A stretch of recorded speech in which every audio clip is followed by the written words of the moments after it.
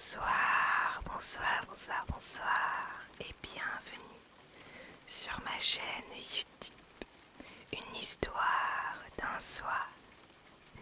J'espère que vous allez toutes et tous très bien. Aujourd'hui, on se retrouve pour une nouvelle vidéo où je vais continuer de vous lire Peter Pan. Je sais plus quel chapitre c'était, je pense qu'on était au... Non, je sais plus auquel on était, mais bref, on va continuer Peter Pan. Donc sans plus attendre, je vous propose de vous installer confortablement, de fermer vos yeux si vous le souhaitez, et de commencer cette lecture avec le chapitre 7, la maison souterraine. Le lendemain, le premier souci de Peter fut de prendre les mesures de Wendy, John et Michael, afin de leur trouver des arbres creux. Si vous vous en souvenez, Crochet avait raillé les garçons d'avoir chacun son arbre, mais cela montrait seulement son ignorance. Car si vous ne correspondez pas au calibre du don, il vous est difficile de monter et descendre. Or, il n'y avait pas deux garçons de la même taille. Une fois qu'on s'est cassé dans le tronc, on retient son souffle et on descend tout juste à la vitesse convenable. Pour monter, on doit alternativement respirer et bloquer sa respiration, tout en se hissant par des contorsions. Lorsqu'on maîtrise à fond cette technique et qu'on est capable de l'exécuter sans y penser, rien n'est alors plus gracieux que cette reptation.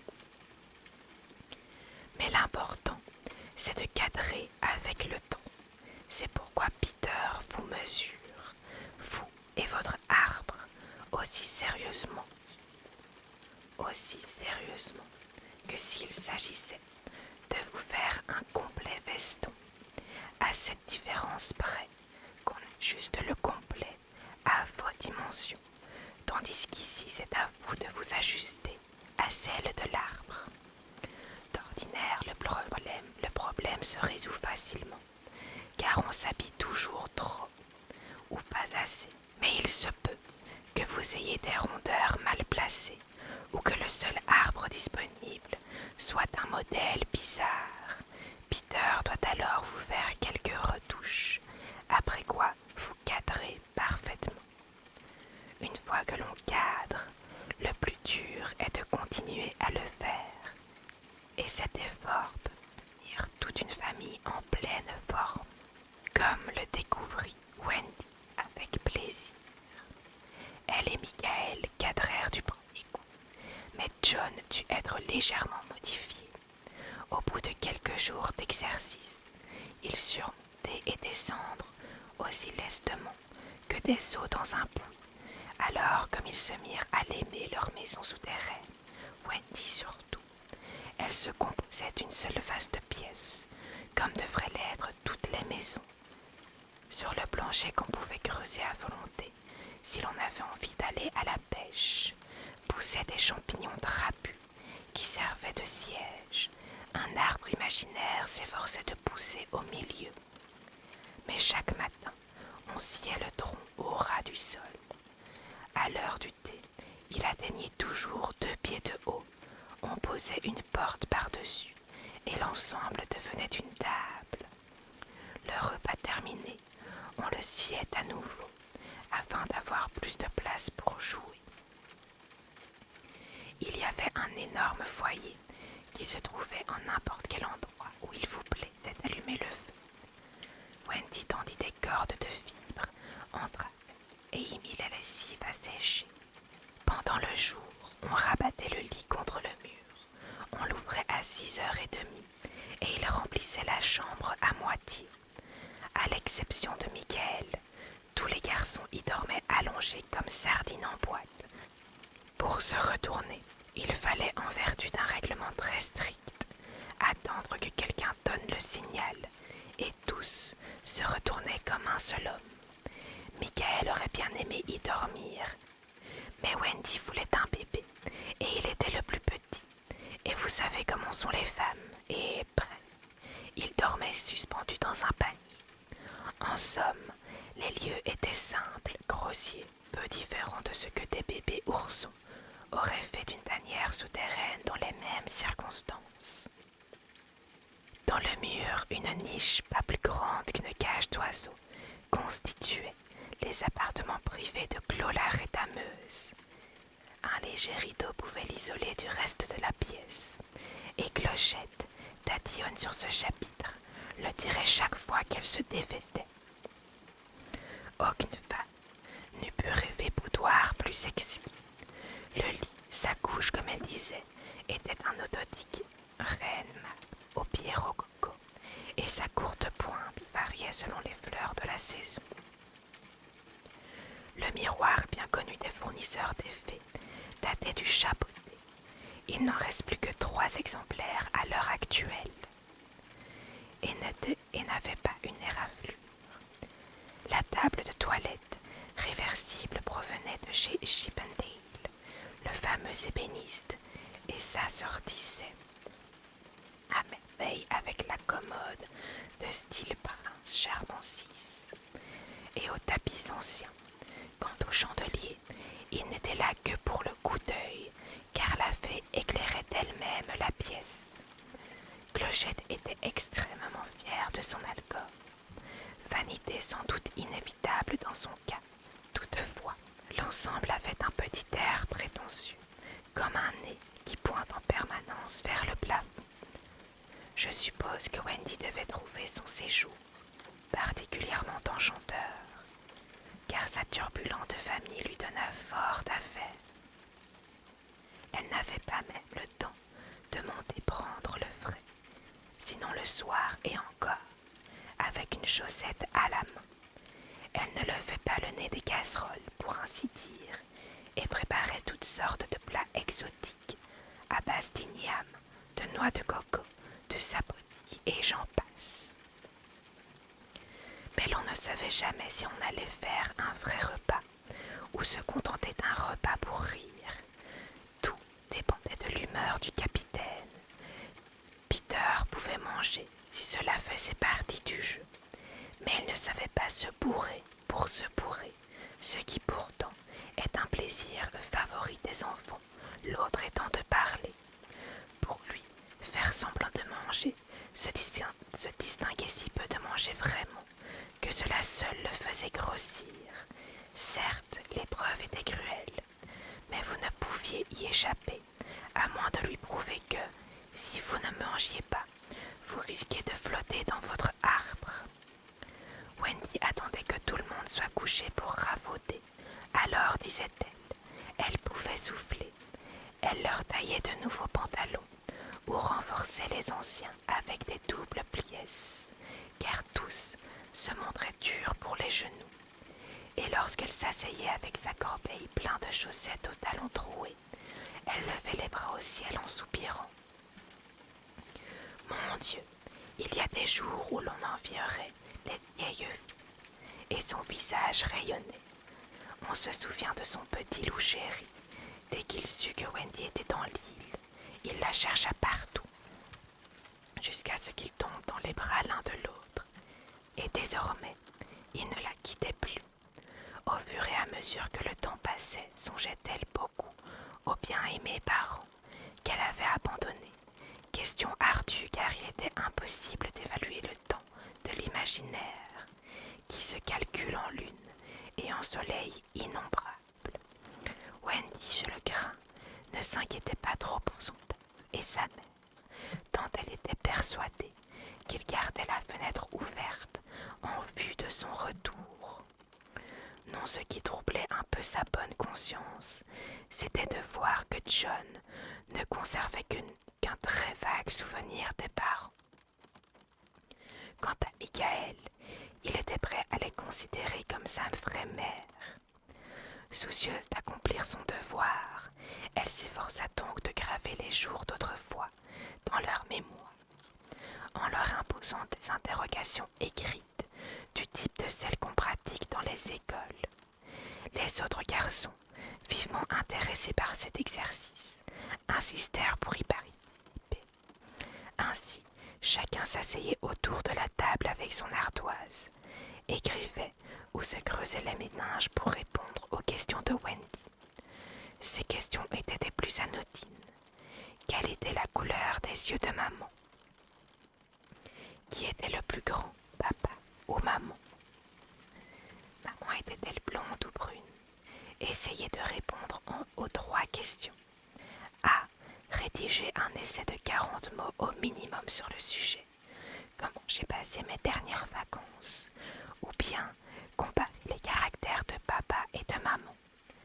Un seul sujet au choix. Ou encore 1. Décrivez le rire de maman. 2. Décrivez le rire de papa. 3. Décrivez la robe de soirée de maman. 4. Décrivez la niche et son locataire. Ces questions portaient sur des sujets on ne peut plus quotidiens et quand on ne savait pas y répondre, il fallait mettre une croix.